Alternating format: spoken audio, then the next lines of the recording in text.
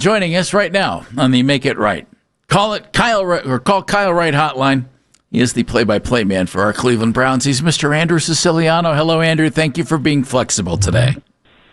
Gentlemen, if I'm anything, it's flexible. How are you? We're well. We're a little confused. We're a little perplexed. We're a little worried. There are 9 teams looking for head coaches, including our Cleveland Browns. And there are 9 known candidates and maybe more, but we're playing a little game today. I want you to play along. It's called this. Baskin and Phelps present Know Your Browns coaching candidates. He's smart, he's innovative, he's demanding, he's tough. I think he will be a perfect fit for our team and our fans. So we're finding that guy. We're interviewing guys. We're going to figure out who it is. But we figure everybody needs to know these guys. So, Andrew, I'm going to ask a question. Ready? Is this a quiz? It is a quiz. There are no prizes. Okay. So, in other words, it's like Baskin doing fact or fiction where he just makes it up as he goes? This has an actual answer to it. Okay, good. Yeah, where something you could say yes or no, as opposed to the vagueness of, fact or fiction. Which Browns coaching candidate graduated from the same high school as former Browns head coach Mike Pettin? Oh, boy. Good one, huh? Wow. Hold on. I'm trying to remember where Pet's from. Put Google away. Pet's from... I'm outside. He's from Doylestown, Pennsylvania. From Pennsylvania. Okay. I'm going to say... I don't know. Daryl? Hit me. I'm Team Andrew on this one. Jeff, I told you I was going over on it. I have no idea. Dano knows because we mentioned it the other day. Grant Udinski went to Central Bucks High School in Doylestown, Pennsylvania. Same as Mike Pettin. Let me tell you, I love me some Grant Udinski. I've been doing a lot of digging on Grant Udinski the last, week or two. He's going to be an NFL head coach. And I think if I could hijack this conversation here, not the Idris Elba season 2 of Hijack on Apple, which is oddly on a train, like the plane wasn't good enough. But so there are a couple of candidates in this cycle. He's one of them. Udinski's one of them. Nate Scheelhaase is another one as well, where they are going to be NFL head coaches, and chances are they're going to be good NFL head coaches. And the Browns, or whomever, because they're now 9 teams looking for a new head coach, have to make the decision, is this guy ready? And if he isn't ready yet, would you rather be a little early on a guy who you think, you hope is going to be a good head coach, or would you rather miss the train because you thought he was maybe a year away from being ready? But here's the catch to me, Andrew, is this. Do you think ownership would be patient enough with a guy that they think is going to be really good? I think they would be. I really do. However, history dictates. I was doing this research this morning. So everyone thinks 9 is ridiculous. 9 is ridiculous for the number of openings. In 2022, so not even 4 years ago, there were 10 openings. Wow. If you include Todd Bowles, after Bruce Arians quit, retired, whatever, left the bar in Palm Beach at the owners' meetings on a Monday and decided that on Tuesday he's back in Tampa. And he's no longer going to be head coach. So of those 10, how many, I'll ask you guys, I'll quiz you guys. Of those 10, how many are still head coaches in those same positions? I will go with 2. I was going to say 2 as well. So not to repeat you, I'll say 3. It might be 1. The answer is 2, and one of them is on thin ice. One of them is Todd Bowles. He's the one on thin ice. The other one is Kevin O'Connell. Yeah. Now, both of those coaches have taken their teams to the playoffs multiple times. Neither did this year.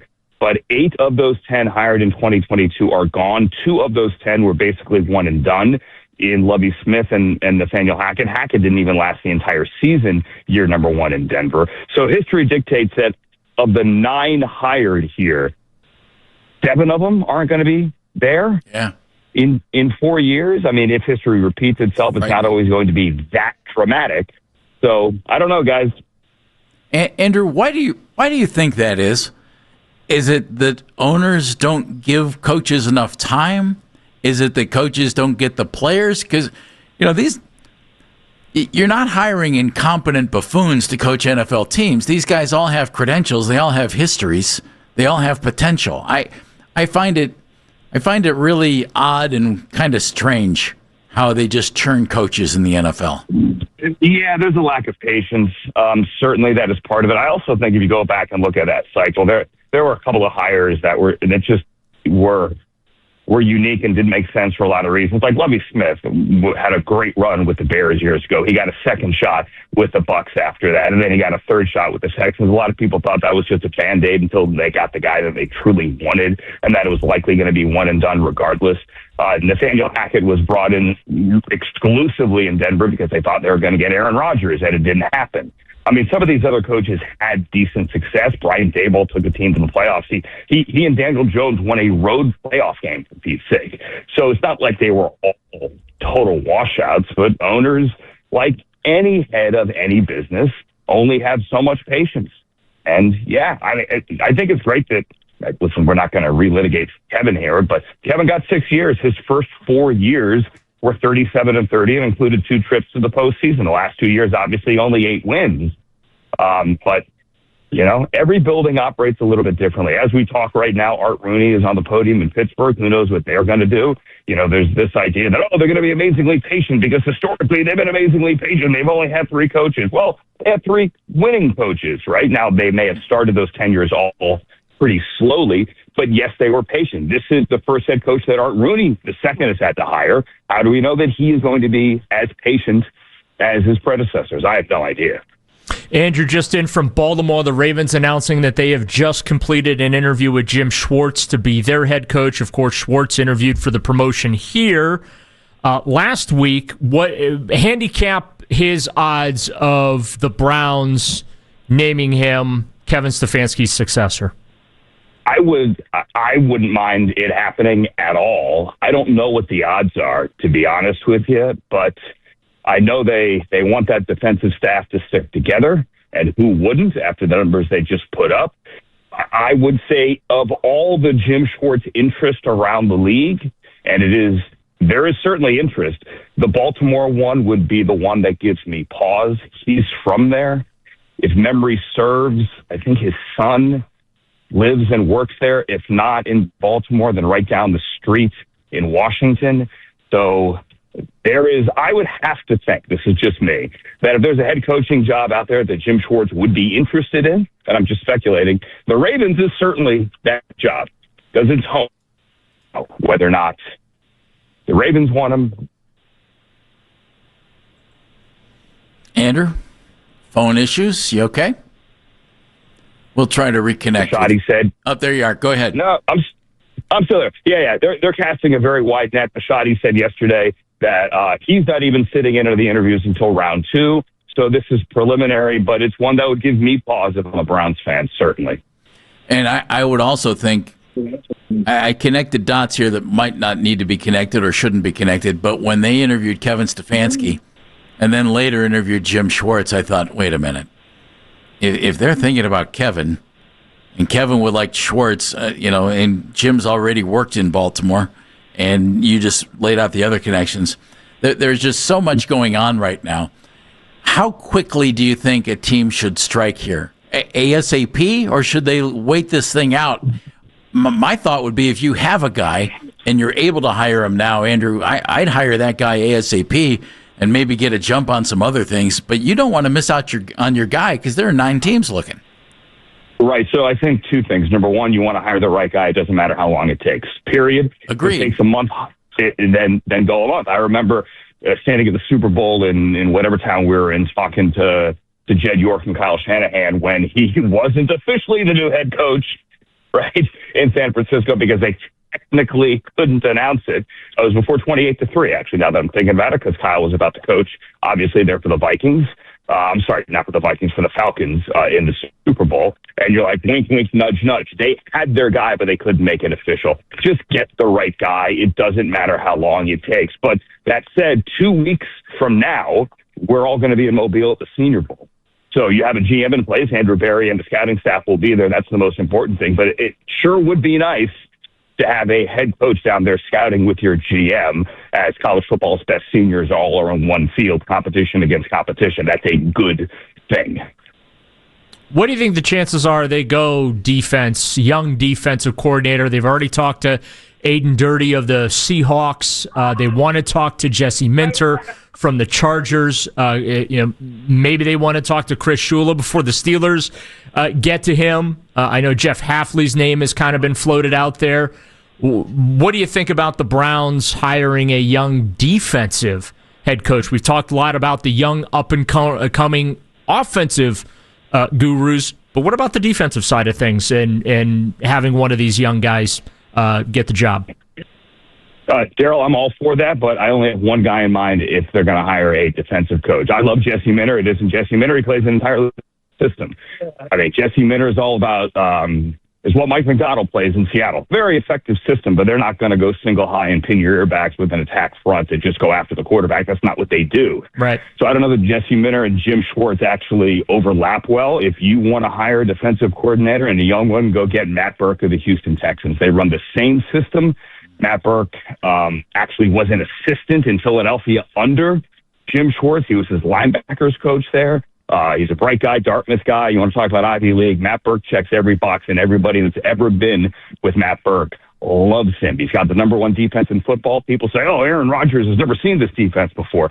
Nonsense. He saw it a couple of weeks ago at Huntington Bank Field. It's the same defense. Yeah. And his two worst games of the year were against Jim Schwartz and the Browns and Matt Burke and the Texans. Now, I don't know their personal relationship, but if you want a fiery defensive head coach, or assistant rather, to be your head coach, it makes all the sense in the world to go get the guy that's worked with Jim Schwartz and that other teams want to talk to as well.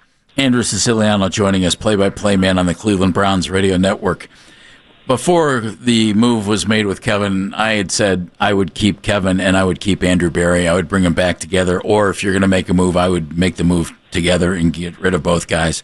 I kept them as a package deal, but that's not the way that went down.